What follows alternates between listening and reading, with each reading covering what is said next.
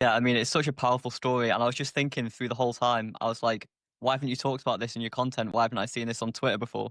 Because you're missing out a lot and people also are missing out on hearing that story from you from that. Because obviously at the moment you're sharing tips, you're giving advice, which is obviously good, but it's also what a lot of people do, which is less good because you need to be able to back it up with stories. And when you have got those stories and that experience, you need to use that as much as possible. One thing me and Dan learned about in the coach track and what we try and teach to others is not so much about algorithm or not so much about what's saying what the gurus are doing, but pulling on the heartstrings, being authentic, actually talking about your own story, getting your own tribe. I think that's the fundamentals, the pillars that we talk to people about, being authentic, talking your own story, resonating with your own sort of tribe. I think what actually differentiates you isn't the information that you give, but it's the packaging of it and the kind of the backstory behind it is what people really buy into. But what you're going to need before that is people who do already trust you somewhat and they know that you are focused on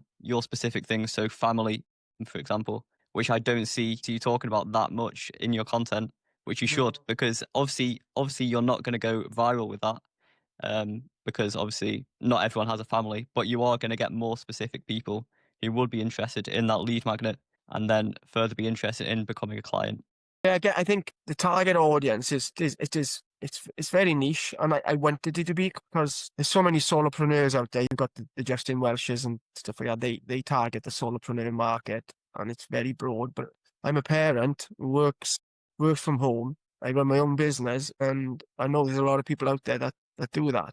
And it's not too big and it's not too small, but it's something that I can resonate with. And I think if you're in the trenches, you become a lot more authentic anyway. You're not just one of those that's just using, just saying that you experience these things, but you just totally detached from them, and you're just there, and then that's when it comes back down to as well is having that passion for the people I want to help as well, because I know that the challenges and the obstacles, the pitfalls that come with trying to run a business as a solopreneur, running a family at home.